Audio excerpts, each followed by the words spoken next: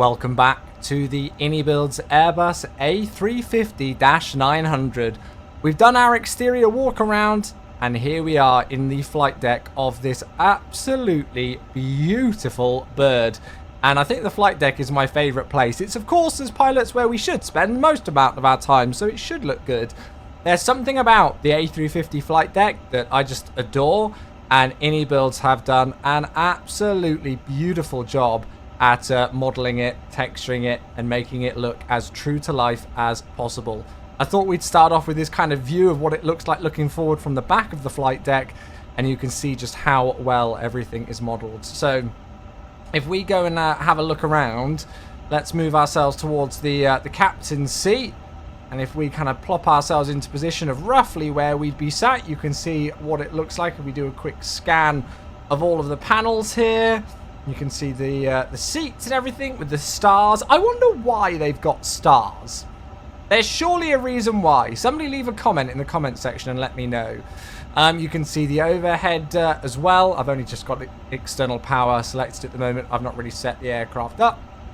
And then I tell you what, let's go and use this opportunity to have a look through the electronic flight bag, and we can see all of the details that we've got in here. So this is kind of the flight ops menu, the main section. So you can see we've got status where we can go into the aircraft and pull our SimBrief flight plan in on a brief level there.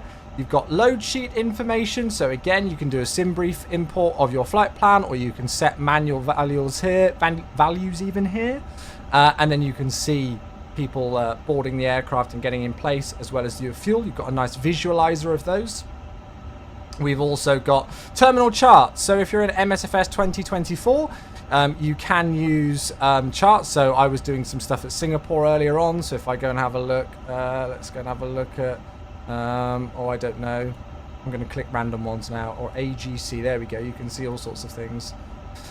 So if we go and zoom out, so native for free default within MSFS 2024, there's Lido and FAA charts now, and so you can use those. Or if you have a Navigraph subscription, you can use your Navigraph charts in here as well. I'm slowly converting myself to being a Lido fan, and so I've got those selected. So you've got charts. Obviously, if you've got a flight plan already inserted into the aircraft, you'll be able to select from those, or you can manually type in one as well. So there's your terminal charts. And then we've got en route as well. So you can see we're located still at Dubai as per the last video. And then we can change things around. IFR low day, IFR low night, VFR day. You can switch them all in the bottom right here to the desired en route chart of your choice. From there, you've got the ops library. There's nothing in here just at the moment in this pre-release copy of the aircraft, but you'll be able to go and have a look through the documentation of the aircraft. We've got the takeoff performance page, so you can sync things with the FMS or with your SimBrief flight plan. You can go and sync the weather to where you are located, change the configuration, and then you can compute your takeoff performance figures and send it across to the, I guess the FMS, hopefully is the right word there. Next, across landing performance, exactly as it says on the tin. We'll make sure that we use this when we do a flight example, but there's what the UI looks like for that. Quickly, we're going to have a look at the others. So we've got the ground utility section here. We've got full GSX integration, so you can control GSX via the OIS screen over here. You can also go and open the doors and exits, slide arming, avionics bay lights, which will actually go and turn on now, ready for when we go and have a look down there in a moment. There's the GSX integration toggle switch, and then you can control the ground equipment such as your chocks, GPU, air start unit, and air conditioning unit, also from this menu, and you can see a nice little visualizer for those as well. We've got maintenance here, so you can check out your hydraulic levels, your oil levels, and you can go and service those. The APU, brakes as well, battery status, which is really cool because if you go to the top of the overhead panel, you can go and do a battery check, go and see what the voltage would be like. In the real aircraft, if these voltages were below 25 volts, you would need to do a battery cycle, and I think that takes about 45 minutes in the real aircraft. Luckily, we can just do it by clicking these buttons here. So you've got all of the maintenance options as well on this display. Then you've got situations. Cannot wait to be able to use these. So at the moment, there's 4 situations. So a depressurization of the cabin, a bird strike, and you'll literally see like blood and everything on the nose of the aircraft where birds have hit it. Dual engine failure, very good fun. And then GPS jamming as well. You'll see that there are a number that are kind of grayed out at the moment for medical emergencies, unruly passengers, and smoke in the cabin, which we're looking forward to hopefully getting in the near future. You've also got a number of failures as well. Engine fires, engine failures, DC bus faults, generator faults, battery faults, RMP faults, all sorts of things that are modeled in here as well, if you are the type who likes to do failures. We've then got options, and there's a lot to go through in here, so I won't go too crazy on it. If you looked at the last video, you will have seen me messing around with the aircraft weathering slider, but you can see the options that we've got here for the aircraft. The OIS settings, which is this display that we're on right now. This is where we change those charts that I showed earlier on. The weight units as well. And the EFB boot time. This is going to catch a lot of people off guard, because if you have the EFB boot time set to real, it will take, I believe, about 7 or so minutes for this thing to start up. Yes, that's correct. 7 minutes. So unless you want to do that, move it off of real, but that's going to catch people off guard. You've got equipment. Now, this is really cool. So if you've downloaded an official livery from the ini manager for this aircraft, you're going to be able to get all of the options that's correct for that real world, aircraft or airline, sorry, already in place. So the options managed by the livery. If you want, you can override these, but yeah, it's all managed. And there you go. You can see brake fans and things. And again, it's the same with the external model as well. So wing hooks, sharklets, fuel jettison options, all of those kind of things managed by the livery, so you know that you're going to get the correct one for the livery that you're flying. Throttle calibration. So I've got my throttles connected. There we go. As I move my throttles backwards and forwards and into the reverse detent, you can go and calibrate your throttles here. Ready to go. Nice and smooth. Sound and cabin options. So you can have the cabin language, whether you want noise cancelling headphones. There we go, little preview of those. Engine takeoff whine. Why you would ever want this off, I do not know, but there's the option. Cabin chimes, thrust detents, all sorts of sound options that you can do. Volume control. I turned the announcement volumes off just for the moment whilst I was doing some recording, but you can go and have a look at all the different volume controls if you want to change any of those and manipulate the sound controls. Third-party options as well, SimBrief user integration, Say Intentions APIs. So if you use Say Intentions for your ATC, you don't fly on VATSIM or whatever, you've got an API key you can insert there. Poppies for ACARs, nav data. Now this is a hot switch. So you can either, if you don't use Navigraph for nav data, you've got the SIM default, or you can use Navigraph nav data. You can update your nav data here as well. So if you don't need to use the Navigraph hub external software. If you use Navigraph, you can just update the nav data in the aircraft, and you can also reset these credentials if for whatever reason you needed to. Last one in here is simulations. So whether you want to pause at top of descent, automatic GPU disconnection, automatic step climbs, time compression. So that's, you know, if you want to do not simulating real time and you want to speed up your long haul flight, whether you want to auto import the step climbs from your flight plan, and then also performance mode. So what this will do, the performance mode, there's 2 different options that you can do with the aircraft. You can either have the no cabin option, or as I've got right now, you can have the full cabin option.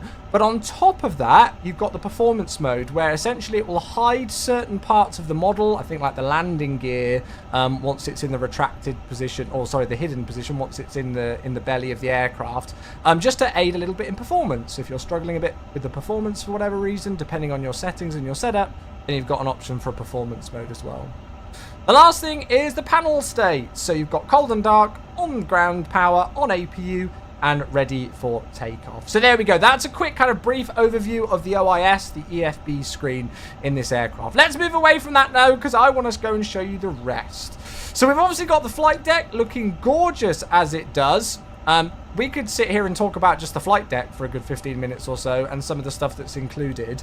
By the way, these are like these what look like PC cases. That's essentially what they are. This is what powers the OIS over here. So in the real aircraft, the pilots would get in, click the power on button like you do for your PC in the morning when you get up and have your cup of coffee, and then wait for the OIS screens to start. And I believe that's one of the reasons why they take 7 minutes. So there's a few things we can actually access from within the flight deck. The coolest one, in my opinion, is down this little hatch here. This is something that we showed off last time, just from the outside view. But now we can actually go and access the avionics bay. This looks dangerous. I feel like I would be the type of person who would break an ankle getting down those steps and then sliding down here. I'm sure there's a technique to it. However, look, you've got the full avionics bay. We can go and say hello to the ground crew down there. There we go, because we've opened up the hatch on the other side from the external view. So make sure that we don't get our ankle stuck down there. But you can see and you can hear as well all of the things going on with this avionics bay. You can turn this stuff off. So if you're like, oh my goodness, is this going to impact my performance? It shouldn't. But if you are worried about that, you can turn this off. And the reason why iniBuilds have included this kind of level of detail really is due to the MSFS 2024 new LOD system. To basically give you a very quick overview of it, what you're looking at or what you're surrounded with when your character model's moving around, that's what's going to load into the aircraft. So right now, the cabin right at the tail end of the aircraft, that's not loaded in at all. Whilst in MSFS 2020, it would be there and it might be taking up some performance. But right now, that's not loaded in because we're nowhere near it. We're not looking at it. And that's why we're going to be able to get such incredible performance with this aircraft in MSFS 2024. So back up the hatch we go. Climbing through. And you can hear those sound changes again. Back into this absolutely beautiful looking flight deck. And then if we head across over here, now I'm not too sure if we can access it from here. No, I think we have to access it from inside the cabin. So let's go and have a look. We've got a number of different things right as soon as we exit the flight deck. To the left, we've got the crew rest area. It says 2 maximum for the occupancy here. So you've got a little lie down area. You've got a seat. And then you've got this. Now, I don't know if there's a click spot for it. But in real life, this hatch used to be able to be opened. So in case of an emergency, you could get out of the crew rest area and into the flight deck. But I believe Airbus sent out a memorandum to all airlines to basically stop using it. Because it turned out people just started passing food and things through the hatch there. And issues happened. So yes, over on the other side, the most important thing, you know, who cares about the system complexity of an aircraft when you've got a toilet that does this? There it is, you flight simmers and your toilet flushing. It's all anybody seems to care about, but I can officially confirm that the toilet does indeed flush. Moving back to the front galley, you can see all the details that we've got here. Obviously, we've got, you know, particular markings on the interior for the cabin being Emirates, because that's the livery that we're in today. You can see some of the other detail that we've got here. Just look at it all. It's just constant. You can go and move the curtains out the way and reveal the business class section, which looks absolutely gorgeous. How many times can I say absolutely in one video? You can see we've got the screens there. And the level of detail here, just looking beautiful. And if we move our way down the cabin, it's going to take me a little while, and we go and open up these curtains. We've got the middle deck here. I tell you what, whilst we're here, should we go and change the time of day? And then you might be able to see things lit up a little bit differently. One thing that I haven't shown is the purser section. So there's actually a screen the other side of these curtains where you can go and control things. So you can go and control like the temperature and stuff back here if you'd like to do that. But look at the lighting inside the cabin at night. It looks so cozy. I would be more than happy sitting on like a 13, 15 hour long haul in a cabin that looked this good. It looks very nice indeed. And then moving back, we've got more stuff here. The galley. Love the lighting on the kind of like, it almost looks like tape, like fluorescent tape. So here's one of the middle galleys. I don't know where the coffee machine is. That's the most important thing. And moving further back, we've got what looks to be premium economy section.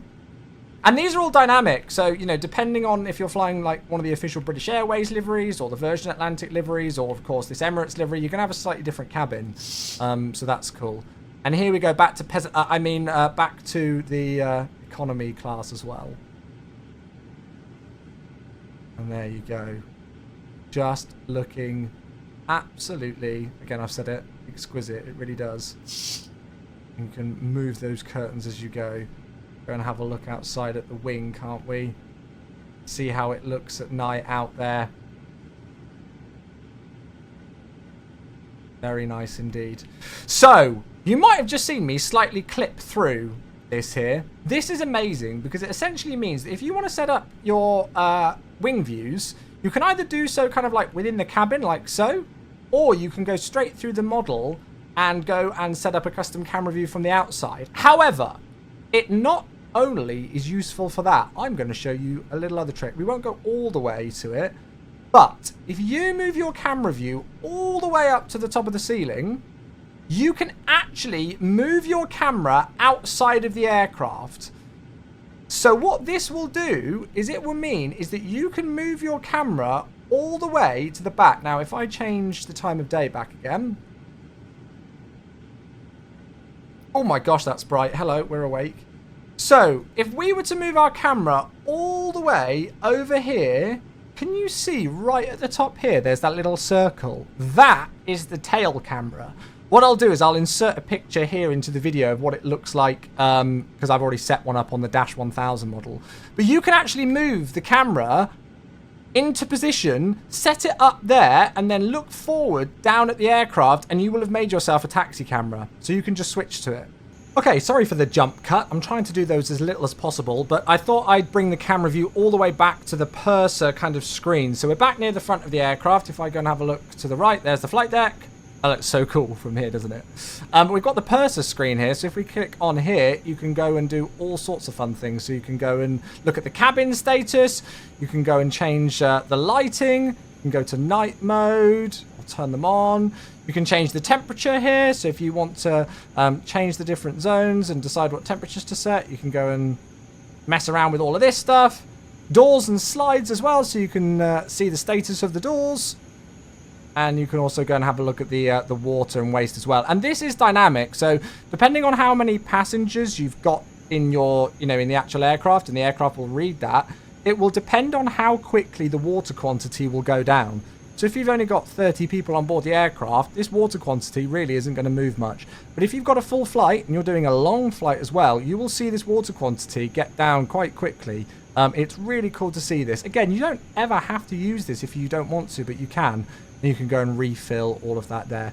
So just another little kind of look at the kind of details that iniBuilds have gone into. If you want to use it, you don't need to, but if you want to, you can.